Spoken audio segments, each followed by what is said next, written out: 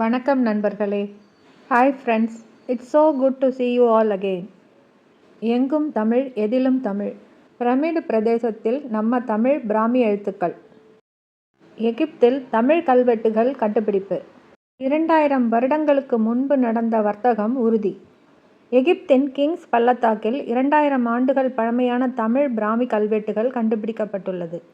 சிகை கொற்றன் என்ற தமிழ் வணிகரின் பெயர் பொறிக்கப்பட்ட கல்வெட்டுகள் மூலம் பண்டைய வர்த்தக தொடர்பு உறுதி செய்யப்பட்டுள்ளது.